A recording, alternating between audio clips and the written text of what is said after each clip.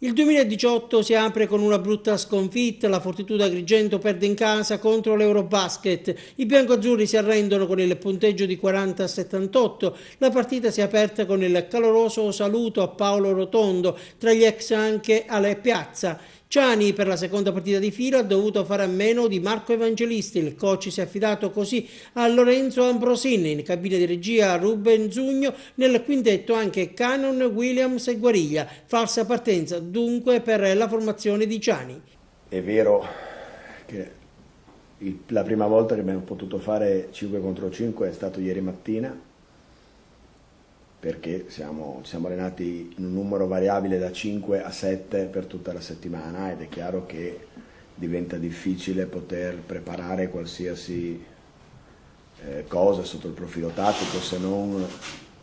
a livello teorico contro zero, lavorando con la lavagna e con il video, però voglio dire non poter provare mai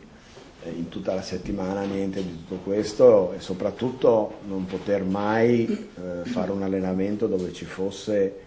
del ritmo, della capacità o della necessità di correre il campo, cioè non rivivendo per tutta la settimana nessuna situazione reale di gioco, è chiaro che diventa difficile. Ma in queste situazioni, che purtroppo non vengono determinate da noi ma dagli eventi, ci deve essere una componente di attenzione, una componente di determinazione, di voglia di lottare che va a farti sopperire quelle che sono innegabilmente delle lacune e delle mancanze. E noi invece ci siamo fatti trascinare nel gorgo con i piedi legati a un masso di cemento e siamo andati a fondo senza proprio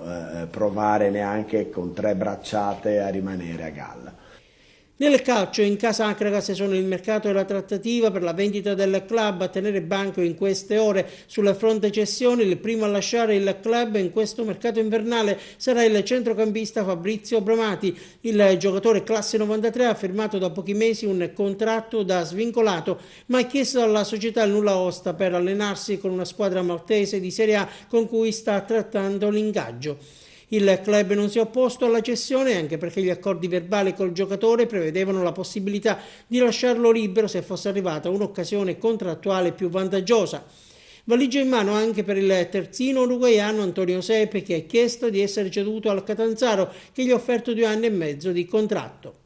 Per quanto riguarda il closing, situazione in evoluzione nell'operazione intavolata con un gruppo di imprenditori iraniani. 2 di loro sono atterrati ieri pomeriggio all'aeroporto di Catania e si sono messi subito in contatto con l'avvocato Enzo Caponnetto, socio del club che sta mediando fra le parti, un vero e proprio incontro nel quale era prevista anche la presenza del presidente Silvio Alessi. All'appello però manca uno dei 3 uomini di affari che si aggiungerà nei prossimi giorni. I bilanci da diversi giorni sono stati tradotti in inglese per consentire agli imprenditori iraniani che avrebbero diversi interessi commerciali in Europa e sono proprietari di una squadra di Serie A nel loro paese di studiarli e di esaminarli. Per l'Acragas si tratta dell'ultima opportunità per risolvere la crisi societaria rimasta latente per circa un anno ed esplosa con l'uscita di scena definitiva del socio di maggioranza principale finanziatore del club Marcello Giavarini.